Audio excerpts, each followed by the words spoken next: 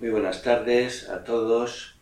Me llamo Francisco de la Hija Olaue, soy un sacerdote de la prelatura del Opus Dei y estoy aquí delante de Beilings, que es nicaragüense, miembro de la diócesis de Estelí,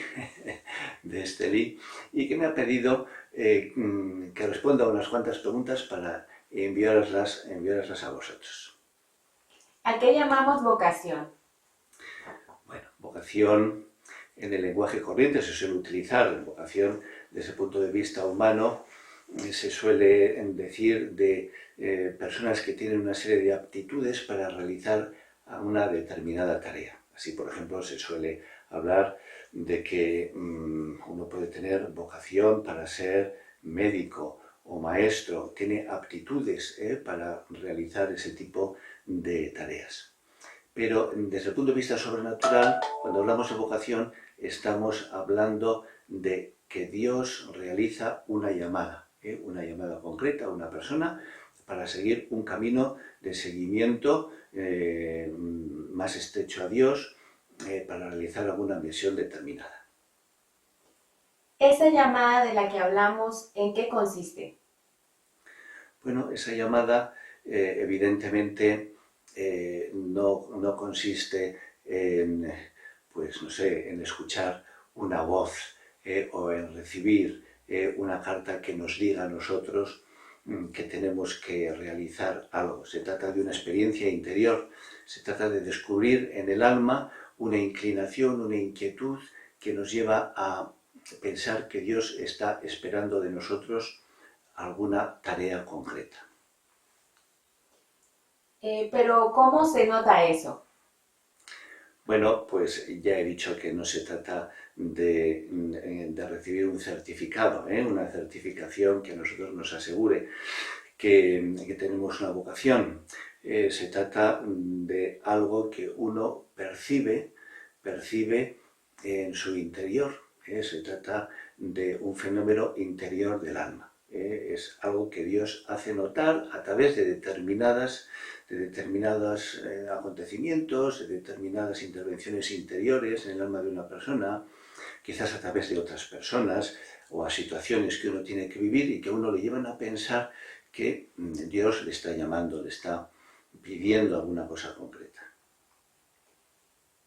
¿Hay argumentos o signos concretos que puedan asegurar que existe esa llamada?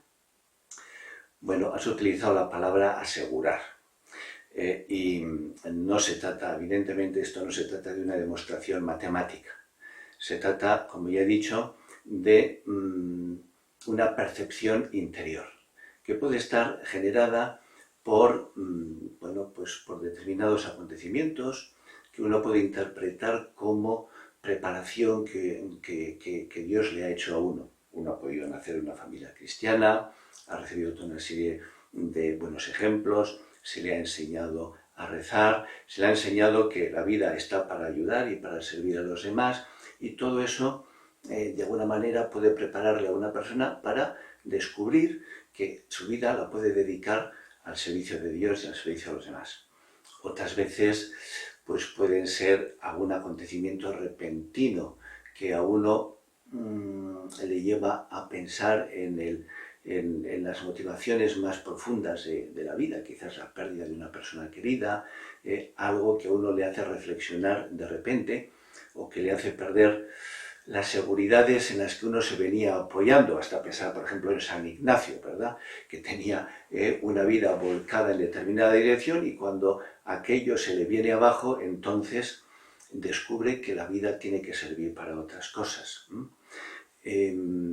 Puede ser simplemente el ejemplo, la vida ejemplar de alguna persona a la que uno le mueva a pensar que Dios le está llamando. Por ejemplo, los sacerdotes auténticos, con una vida verdaderamente entregada, siempre han provocado vocaciones entre las personas que les conocían, pues han llegado a pensar, yo quiero ser como esta persona, yo quiero ser como este sacerdote, yo también quiero ser sacerdote, en el caso concreto del sacerdocio, ¿verdad? Bueno, puede haber toda una serie de circunstancias que a uno le van conduciendo a la conclusión de que su vida puede ser una vida de seguimiento y de servicio a Dios y a los demás. ¿Es posible sentir una inquietud vocacional, pensar que Dios me puede estar llamando y a la vez sentir miedo o ganas de huir? Hombre, desde luego, basta pensar en Jonás. Cuando Dios le encomienda la misión de ir a predicar a Nínive, no solamente se resiste, sino que se embarca para irse lo más lejos posible. Lo más lejos posible. Bueno, sí, uno puede a la vez sentir la atracción, ver como un ideal muy grande para su vida la entrega a Dios, y a la vez considerar, bueno, pues los inconvenientes que eso puede tener. Yo ya no voy a poder tener la libertad de escoger lo que a mí me apetezca, quizás tendré que renunciar a toda una serie de cosas. Puedo pensar que no voy a estar a la altura de lo que se me pide, que no voy a ser capaz de permanecer, de continuar con esa llamada. Bueno, se me pueden ocurrir toda una serie de cosas que pueden aparecer como obstáculos, pero a fin de cuentas son razonamientos humanos que se disipan si yo confío en Dios y pienso que lo que yo no soy capaz de hacer, Dios sí es capaz de hacerlo. ¿Y las vocaciones se reducen al sacerdocio y a la vida religiosa o hay otras vocaciones? Bueno, ya hemos dicho, o no sé si lo he dicho al principio, que bueno, la vocación se suele entender habitualmente como la llamada a un camino concreto y tradicionalmente se ha entendido como la llamada al sacerdocio o a la vida religiosa.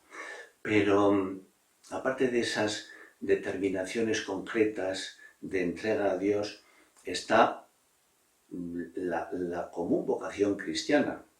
El cristiano, por el hecho de ser cristiano, está llamado a la imitación de Jesucristo como los apóstoles, de manera que eso es una vocación, que se concretará para una persona que es un cristiano corriente, que vive su vida ordinaria, se concretará según las circunstancias concretas en las que se mueva y que tiene que entender, una persona que tiene formación cristiana, tiene que entender esas circunstancias como circunstancias determinadas en las que Dios le pone para realizar un tipo de tarea. Así, por ejemplo, la persona, el cristiano, que se ha casado, podría entender, debería entender su matrimonio como una misión que Dios le encomienda.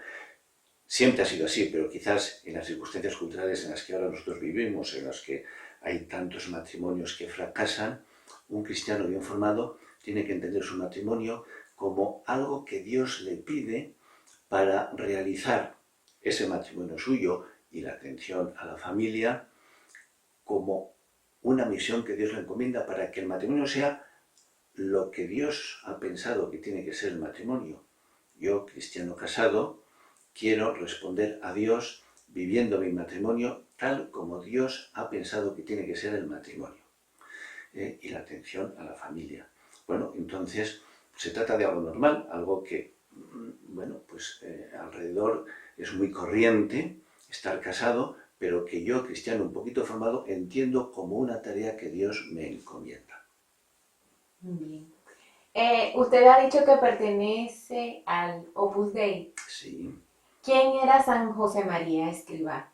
San José María fue el fundador del Opus Dei y, bueno, el Opus Dei, tal como lo envió San José María por inspiración divina, pues no es más que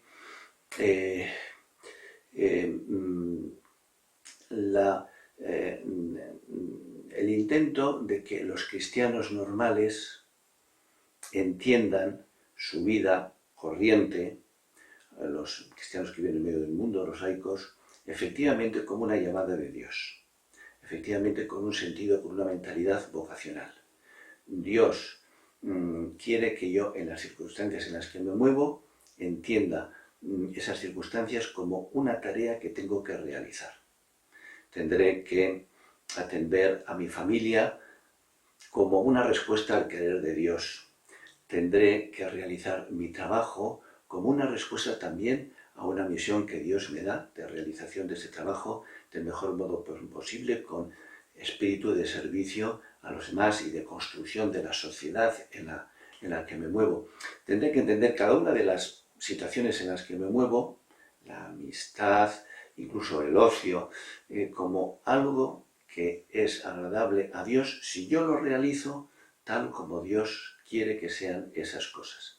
Y por lo tanto, repito, con mentalidad vocacional. Dios cuenta conmigo para que yo haga las cosas, todas esas cosas corrientes y normales, como Dios ha querido que sean esas cosas.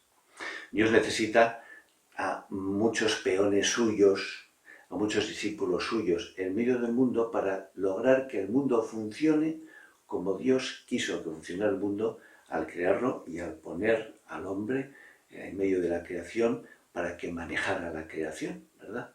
El cristiano tiene esa misión que realizar, hacer que todas las cosas de este mundo funcionen según el querer de Dios. ¿Cuál es la importancia para un joven que está en discernimiento de su vocación el conocer la doctrina católica, empezando por el catecismo y los demás documentos de la Iglesia? Bueno, es imprescindible, claro, es crucial. Conocer bien la doctrina católica nos ayuda primero a entender a Dios y después entender al mundo y entender al hombre. Saber qué es el hombre, que está puesto por Dios en medio de la creación para que la creación funcione tal como Dios la ideó. Y por lo tanto aquí ya está implícita la idea de vocación, de misión a realizar, de llamada de Dios para realizar una misión.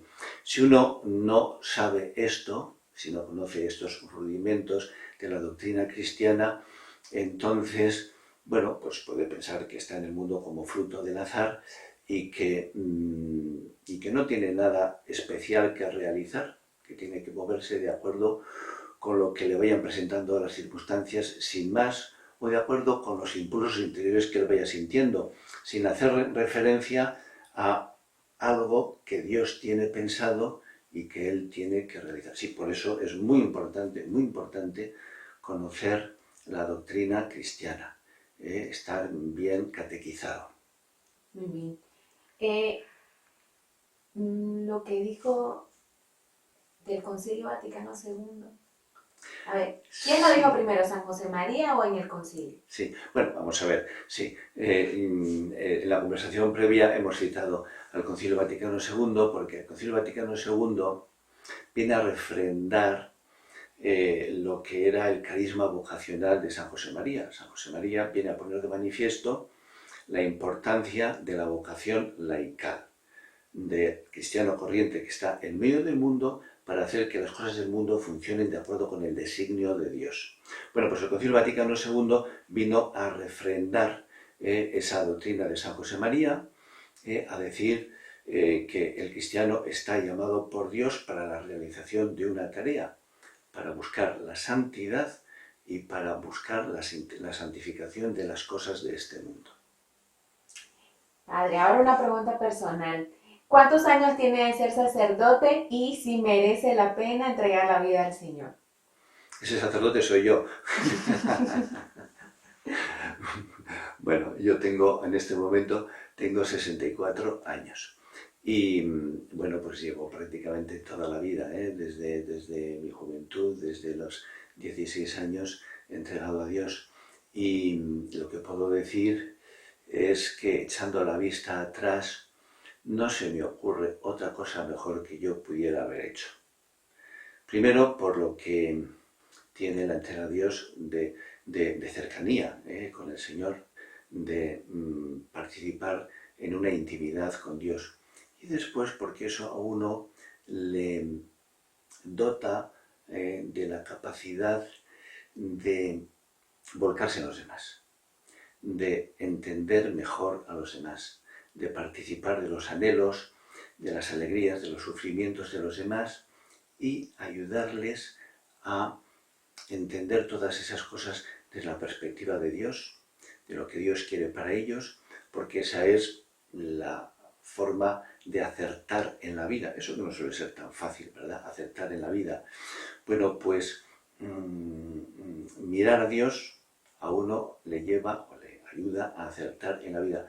Y el sacerdote tiene esa misión de ayudar a los demás al encuentro con Dios y a la respuesta que tienen que dar a lo que Dios les vaya pidiendo. Y eso es, pues, dentro de la multiplicidad de dedicaciones que uno podía realizar en su vida, pues me parece que es la más interesante. Muy bien. Ahora la despedida. Bueno, pues después de haber respondido a todas estas preguntas de Beilins, yo me despido de todos vosotros. Un gran saludo para todos los que podéis ver este pequeño vídeo con afecto y con el deseo y con la ilusión de que todo el mundo, todo el que pueda escucharme, a mí y sobre todo a tantas otras personas que en la Iglesia están puestas para darnos luz, empezando por el Papa, pues para que cada uno pueda encontrar su camino de respuesta a Dios y de servicio a Dios en la Iglesia. La dirección espiritual, también hoy en muchos sitios se le llama el acompañamiento espiritual, es lo mismo, pero quizás con dos enfoques distintos, aunque es una misma realidad. El acompañar a una persona en su vida espiritual, una persona, vulgarmente solemos decir aquí, 4 ojos ven mejor que 2.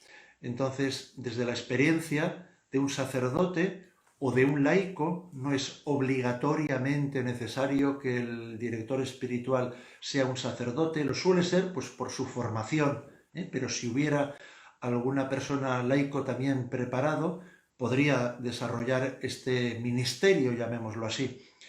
Se trata de acompañar, de conocer, una persona disponible para escuchar, para atender consultas, a la cual aquellas cosas que uno está mirando, discerniendo, poder tener una persona con la cual consultar y discernir si es de Dios. San Ignacio de Loyola habla diciendo si es del buen espíritu o es del mal espíritu, aquellas emociones interiores que uno está viviendo en las distintas etapas de su vida. Hay gente que piensa que el acompañamiento espiritual, esta dirección espiritual, es solamente cuando uno está, por ejemplo, buscando qué quiere Dios de mí, discerniendo su vocación. Y una persona que ya tiene clara su decisión o su vocación, un mismo sacerdote, un servidor, necesita también su director espiritual. Esa persona que me acompañe a lo largo de mi propio sacerdocio para los momentos pues, de confusión o los momentos de flaqueza, tener la persona que me anima, que me orienta, con la cual poder también consultar aquellas cosas que uno no sabe siempre si son de Dios o no son de Dios. En cualquier vocación, en cualquier situación, es bueno tener un acompañante, un director espiritual. No se puede decir que la dirección espiritual sea algo imprescindible, obligatorio, vamos a decirlo así, para la salvación. Ciertamente, nunca la Iglesia lo ha presentado así.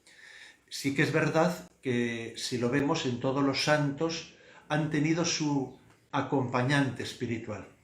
Creo conocer la única excepción, Santa Teresita de Lisieux, que el Espíritu Santo hizo esa labor por vía directa. Pero bien, somos conscientes que no somos Santa Teresita de Lisieux y que a todos nos viene bien que se nos confirme o que se nos ayude a ver dónde está la voluntad de Dios.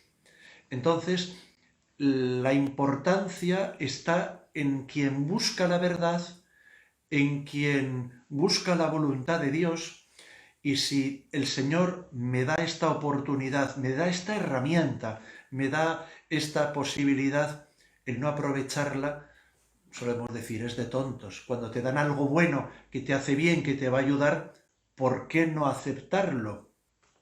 en bromas diríamos, es gratis y te ayudan. ¿Cómo es posible que digas, no quiero ayuda? Hay personas a las cuales les cuesta abrir su corazón, les cuesta hablar de sus intimidades, de su relación con el Señor, de su oración. Bueno, también el verificar lo que, aunque a uno le cueste lo que está haciendo, saber que lo está haciendo bien, pues también le da una alegría interior y una paz interior en el cual se ve confirmado por la Iglesia de que aquello que está viviendo, que está haciendo, pues que es del Señor. Y al revés, si descubro a través de ese acompañante que lo que estoy viviendo no es de Dios, pues evidentemente yo desearía que me lo digan cuanto antes para no estar caminando por el camino equivocado o guiado por el mal espíritu. Ciertamente es importante, yo me atrevo a decir necesario, para aquellos que se toman en serio su vida espiritual, que tienen clara que su llamado es a la santidad. Vamos a ver, los caminos de la vida los propone el Espíritu Santo. La Iglesia no es poseedora de nada, el Espíritu de Dios es quien suscita en la Iglesia distintos carismas, distintos caminos de santificación. Por lo tanto, el Espíritu de Dios a lo largo de la historia ha ido dando a conocer distintos carismas, suscitados en fundadores, cuando hablamos de congregaciones religiosas o de movimientos apostólicos, de iniciativas laicales. Siempre es el Espíritu de Dios quien mueve a una persona mostrándole un camino de santificación, digamos así. El camino común a todos, la llamada común a todos es la santidad, pero ese camino se realiza, esa meta se realiza a través de caminos distintos. Y, bueno, pues ahí entra también en juego la dirección espiritual, me ayuda a discernir por qué camino quiere el Señor que sea santo. No tengo que discernir si mi vocación es la santidad, porque esa ya me la dijo Jesús en el Evangelio. Sed santos como mi Padre Celestial es santo. Lo que tengo que saber es la santidad, por qué camino se va a realizar en mí.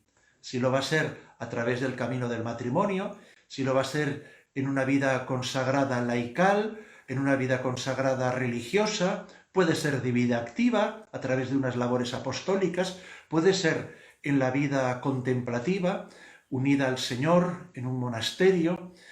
Son muchísimos los carismas, de dedicaciones, etcétera, porque dentro de cada uno de estos que hemos mencionado, por supuesto que también hay muchísimas maneras de vivir la propia vida contemplativa, la propia vida activa, lo que el Señor nos muestra, que sea de Dios, y yo diga siempre amén a lo que el Señor muestra en mi vida. Nada ni nadie me hará más feliz que el Señor, aunque a mí me parezca una cosa u otra, me apetezca, estamos en la generación de las apetencias. Lo que yo quiero es lo que Dios quiere para mí. Lo mejor para mí es la voluntad de Dios. Lo mío es buscarla, discernirla y decirle amén siempre a lo aquello que el Señor me está proponiendo para mi camino de santificación. El Señor llama, y de hecho hay un pasaje muy bonito en el Evangelio, donde nos habla los llamados a primera hora, a mediodía y a última hora de la jornada. Muchas veces yo creo que vivimos en una generación donde, sobre todo en la juventud, donde uno realmente tiene que orientar su vida, el corazón, la mente, la mirada, pues se la come el mundo y pues se distrae a la hora del discernimiento, a la hora de la búsqueda de la felicidad. Piensan, equivocadamente, como luego se demuestra con el tiempo, que esa felicidad la da el mundo. Las frustraciones en esa búsqueda por fuentes de agua no precisamente viva, como Jesús ofreció a la samaritana, se dan cuenta de que en esas fuentes donde van a saciar su ansia de felicidad no son verdaderas, es agua turbia, muchas veces es agua putrefacta, muy mala. Y así, pues dando tumbos en la vida, hay personas que no es que hayan sido llamadas tarde, sino son de escucha tardía. Dios, antes de crearlas, tuvo un plan para ellas, pero estaban ocupadas en otras cosas del mundo. Eso será. También es verdad que no se puede generalizar en ningún modo. Conocemos casos muy famosos de personas que han sido llamadas primero a una vocación y después a otra. Hay santos canonizados que tuvieron experiencia, primero un llamado a la vida matrimonial y después de enviudar fundaron congregaciones religiosas. Y conocemos el caso, por ejemplo, de la Madre Teresa de Calcuta, llamada primero a una congregación y dentro de ella escuchar la llamada dentro de la que ya tenía esa llamada. Dios puede hacer, para eso es Dios, hay que dejar a Dios ser Dios en nuestras vidas, puede hacer lo que quiera. Lo nuestro es, cuando uno abre los oídos a la fe, al Señor, estar atento a lo que Él quiere de mí. Bueno, pues hay muchas personas que cuando entran en la edad, digámoslo así, un poco en bromas, de la sensatez, cuando la cabeza se va asentando, se pasan las edades un poco más locas, adolescentes, etapas en las cuales no se reflexiona ni se ora, no está su cabeza centrada en el Señor. Bueno, pues cuando esa persona se pone a la escucha, es cuando escucha la llamada, la vocación del Señor. Ciertamente es como una sintonía. El Señor puede estar emitiendo en FM, pero si yo estoy en otra frecuencia, en otra onda, pues no sintonizamos, no me entero, no capto lo que Dios quiere de mí.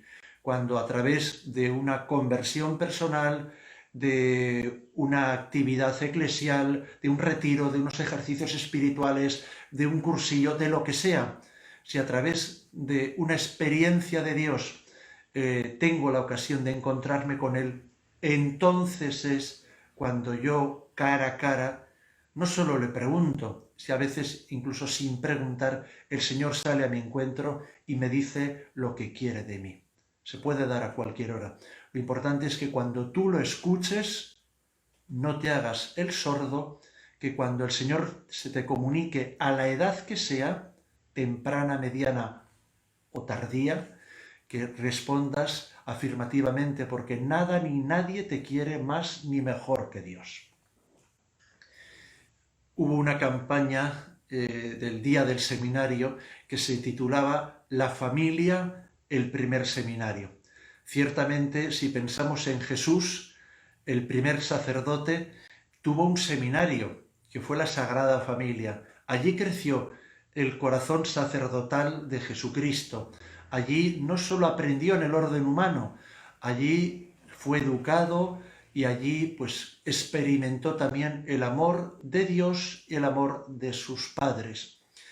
Es la experiencia de Cristo en la Sagrada Familia y es nuestra experiencia cuando tenemos una familia cristiana. Es cierto que cada vez vivimos con más familias desestructuradas. En nuestros seminarios entran seminaristas jóvenes con intención de ser sacerdotes, en los noviciados entran chicas pues también llamadas por el Señor de circunstancias muy distintas, algunas pues que han tenido un seno, una familia pues realmente cristiana y otras pues familias donde no han escuchado la palabra de Dios. Bien, Dios habla de cualquier manera y se hace el encontradizo ciertamente en cualquier circunstancia, lo cual no quiere decir que hay ámbitos naturales, hay espacios donde especialmente es la tierra buena. La semilla puede caer y cae de hecho en tierras muy distintas. Cuando cae en tierra fecunda, en una tierra bien labrada, en una familia cristiana bien enraizada, con valores de ayer, de hoy y de siempre, ciertamente esa semilla, esa llamada del Señor, es más fácil que no se pierda y es más fácil que se le responda afirmativamente, porque ya ha sido educado el corazón de ese joven, de ese chico o chica, para poder ser en la vida pues feliz en la voluntad de Dios. Sabe que tanto la vocación matrimonial como la vida consagrada es una iniciativa de Dios, como la han sido a la de sus padres, que han conocido el amor de Dios y lo han vivido en una dimensión. En cualquiera de las circunstancias, la tierra buena hace que la semilla dé más fruto. Por lo tanto, claro que una familia cristiana y una familia numerosa tiene más probabilidades de dar santas vocaciones a la Iglesia de Dios que en una familia pues, con problemas, donde no hay igual más que un hijo, dos hijos. Bueno, Dios hace posible lo imposible. Y lo importante es dejar a Dios, como decíamos antes, que sea Dios. Si hablábamos que el entorno más natural es la familia de cara al encuentro con Jesucristo, ciertamente la familia, para poder dar, tiene que tener. Para poder tener, tiene que recibir. Y entonces, dentro de los campos de la pastoral de la Iglesia, existe la pastoral familiar. La familia es la primera que se tiene que alimentar. Ciertamente hay muchos, hoy tenemos muchísimos cauces para poder uno alimentarse.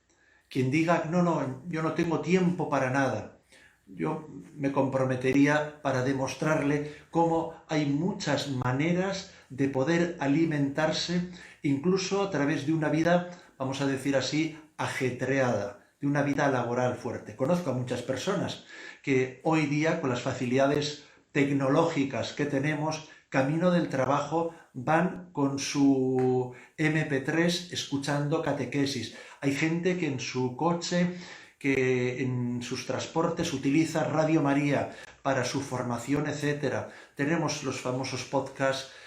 Hay una cantidad de canales en los cuales tenemos buen alimento, muy buen alimento a nuestro alcance, coste cero, lo cual no hay excusas, y la del tiempo es quien algo quiere, lo busca. Ciertamente, cuando alguna cosa nos interesa, hacemos todo lo posible e imposible por conseguir aquello que nos interesa. Si a uno ciertamente le interesa tener una buena formación cristiana, no le van a faltar ni ayudas ni medios. Lo que necesita es organización, es aprovechar esos tiempos que uno dice no tener, pero que de una u otra manera los tenemos todos en el traslado. A veces no tenemos tiempo para la formación, lo tenemos para el ocio. Qué bueno es hacer de mi formación un ocio. La oración, no tenemos tiempo para rezar, pero tengo que descansar, porque uno aprendes a descansar con el Señor, a descansar en el Señor. Hay muchas maneras de descansar y relajarse. Ir a la oración, tener entre mis manos un buen libro, eso no es un cansancio, salvo que me lo coja como algo desagradable, que realmente a mí lo que me hace es agobiarme. Estar con aquella persona que me quiere, a un novio que no le digan que estar con su novia, con aquella que le quiere, es algo cansado y desagradable. Cuando algo nos interesa, cuando hemos conocido el amor de Dios, lo buscamos y queremos profundizar en él de una u otra manera. Tenemos tantas ayudas hoy que ciertamente quien no se deja ayudar, acompañar, formar, es porque no lo quiere o porque se pone y se busca excusas. Hoy los medios son abundantes y uno lo que tiene que es agudar el ingenio para, con la ayuda ciertamente del Espíritu Santo, buscar la luz a través del camino.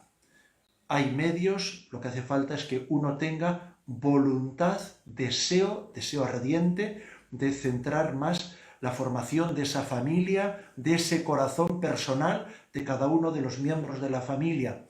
Hay también cursos, retiros para las familias, hay muchas ayudas. Si no puede uno entre semana, los fines de semana, ciertamente hay que decir, quien algo quiere, algo le cuesta. en el sentido que uno para tener algo bueno tiene que renunciar a otras cosas. Bien, pues escala de valores, si apuestas por tu familia y si realmente crees que tu familia es tu primer valor, pues sabrás que tendrás que invertir tu tiempo, tu ingenio y todos los dones que Dios te ha dado para cuidar y velar por esa familia. Y la formación será una de las cosas que te ayudará a que tus criterios estén bien ordenados. La evangelización nos lleva al encuentro con el Señor. Se están multiplicando, gracias a Dios, en la vida de la Iglesia iniciativas a través de las cuales se promueve la evangelización. Juan Pablo II fue el primero que nos empezó a hablar de la nueva evangelización. Y seguimos con ese lenguaje, porque nuestra sociedad, cada uno de los miembros de esa sociedad, muchísimos, no conocen a Jesucristo, no han leído el Evangelio en ninguno de sus formatos. Yo digo así porque no siempre leer el Evangelio es coger un libro, sino no han escuchado a través de otra persona un testimonio de vida de lo que el Evangelio es capaz de hacer en una persona. Por lo tanto, ciertamente la evangelización es el anuncio, ese encuentro a través del anuncio personal con Jesucristo. Cuando uno ha conocido el amor, cuando uno se ha enamorado de una persona, lo quiere saber todo de esa persona, porque le interesa mucho conocer más a esa persona que le ha cautivado. Ahí vendrá luego esa catequización.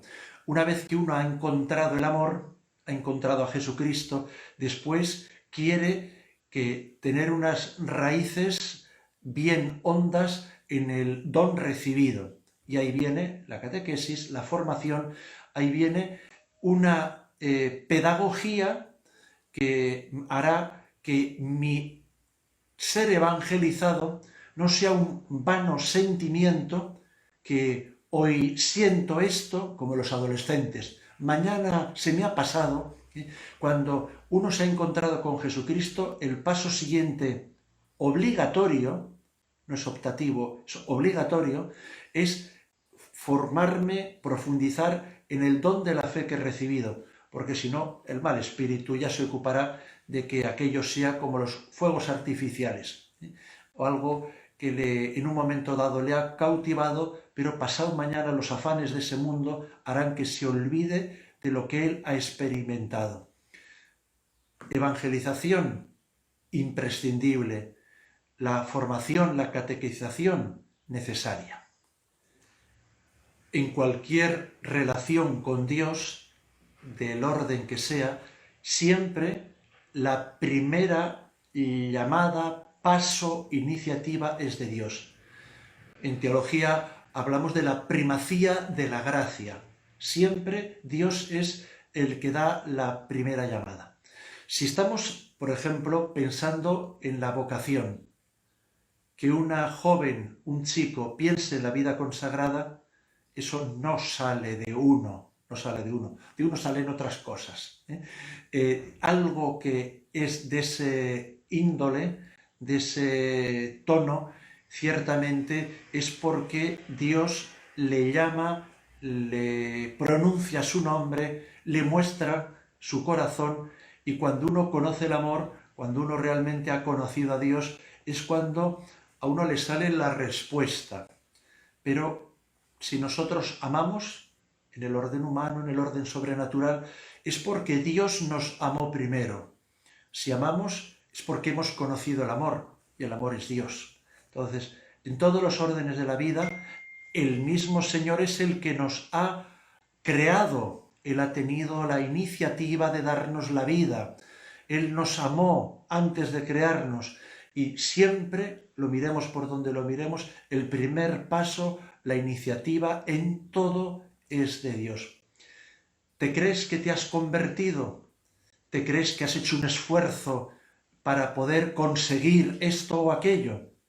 Dios te dio la iniciativa, te dio la fuerza para que tú puedas conseguir eso. No te atribuyas nunca la gloria de Dios, ni la fuerza ni la iniciativa. La iniciativa, Dios da la idea, Dios posibilita la idea, y si te dejas guiar, Él la llevará a buen puerto. En el momento que te apropies de ella, en el momento que tú te creas algo, te pongas en el centro, te aseguro que el barco se despistará.